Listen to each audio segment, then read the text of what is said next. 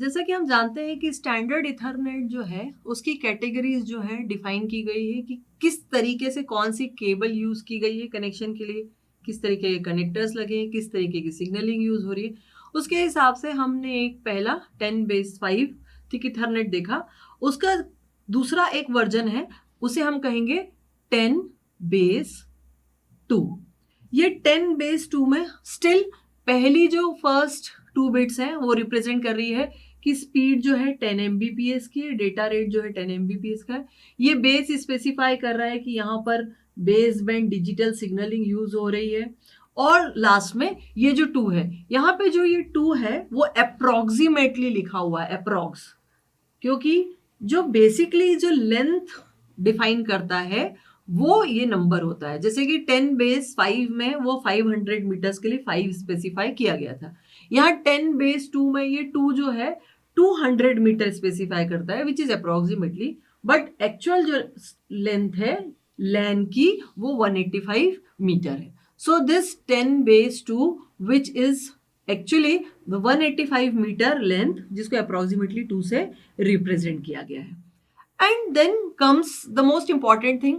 जब हम thick Ethernet की बात करते हैं तो हमारे पास एक मोटा कोएक्शियल केबल था जिसकी मोटाई काफी ज्यादा थी, इसीलिए उसे हमने थिक नेट कहा या थिक इथरनेट कहा। यहाँ पर जो कोएक्शियल केबल ही यूज हो रहा है, लेकिन यहाँ पर जो केबल यूज हो रहा है वो as compare to the thick Ethernet एक पतला थिन टाइप का है, थोड़ा फ्लेक्सिबल टाइप का है। एक तो थिन है, दूसरा ये फ्लेक्सिबल है।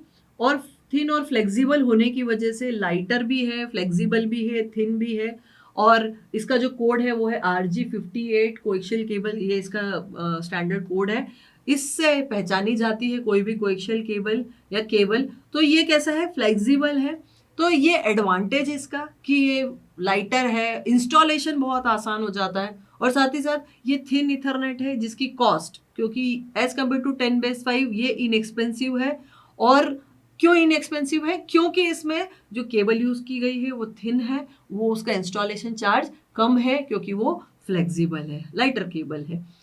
और साथ ही साथ अगर हम इसको 10 बेस 5 से कंपेयर करें तो वहां पर बस टोपोलॉजी यूज की गई थी, यहां पर भी बस टोपोलॉजी ही यूज की जाएगी।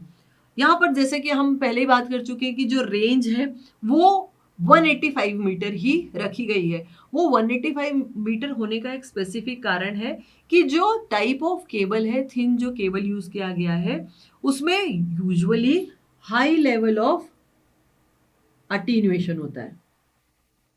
डेटा अगर हम भेज रहे हैं तो वहां पे अटीन्यूएशन हायर होगा, हायर लेवल ऑफ अटीन्यूएशन होगा। And because of this attenuation वो लेंथ जो ट्रेवल कर पाएगा सिग्नल वो कम होगा, क्योंकि अगर अटीन्यूएशन बहुत ज्यादा हो तो सिग्नल डिमिनिश होते होते खत्म ही हो जाएगा।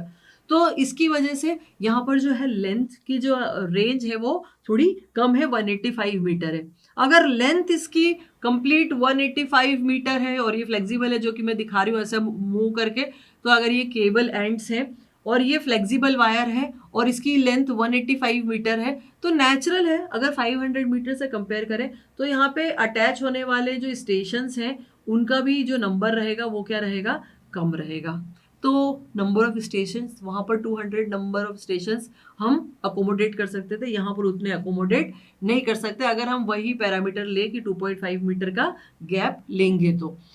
अब एक और डिफरेंस जो 10 बेस 5 और 10 बेस 2 में है, वहां पर हमने एक है ना ट्रांस रिसीवर जो है डायरेक्टली कोएक्शियल केबल पे अटैच किया था, जिसका फंक्शन ये था कि it can transmit, it can receive, at the same time it can detect the collision.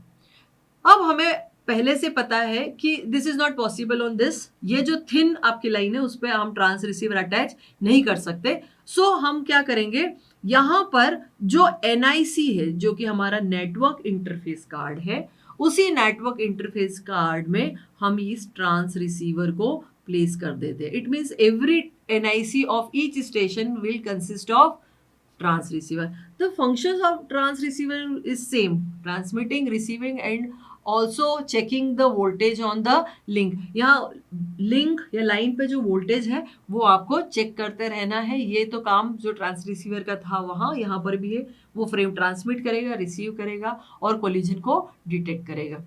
Now there is one more thing, how these are connected over this. वहां तो trans receiver directly लगे हुए थे, यहां पर एक कनेक्टर लगा होता है जिसे कि एक BNC कनेक्टर कहते हैं. This is known as a BNC connector. ये एक 3 पोर्ट नेटवर्क होता है, 3 पोर्ट कनेक्टर होता है. एक एंड पे इनपुट, एक एंड पे आउटपुट और एक एंड पे स्टेशन कनेक्ट हो जाता है. इस तरीके से ये आपकी पूरी की पूरी लाइन स्टेब्लिश, ये पूरी की पूरी लैन जो कि थिन इथरनेट या थिन नेट कहलाती है, जो कि बहुत कॉस्ट इफेक्टिव है, जनरली बनाई जाती है. अगर एक स्मॉलर एरिया में हमें कोई लैन सेटअप करनी है, अगर 185 मीटर का अगर हम क्राइटेरिया लेके चले और हमें एक स्मॉलर लेन स्टैब्लिश करना है, तो ये एक अच्छा स्टैंडर्ड है, बिकॉज इसमें NIC में ही ट्रांस रिसीवर आपके स्टेशन पे, और साथ ही साथ ये केबल की हैंडलिंग बहुत मुश्किल नहीं होती है. अगर स्मॉलर लेन स्टैब्लिश करनी होती है तो थिन इथरनेट एक अच्छा ऑप्शन है 10/2, जिसमें 185 मीटर की जो लेंथ है हम कंसीडर करके एक स्मॉलर लेन कंस्ट्रक्ट कर सकते हैं.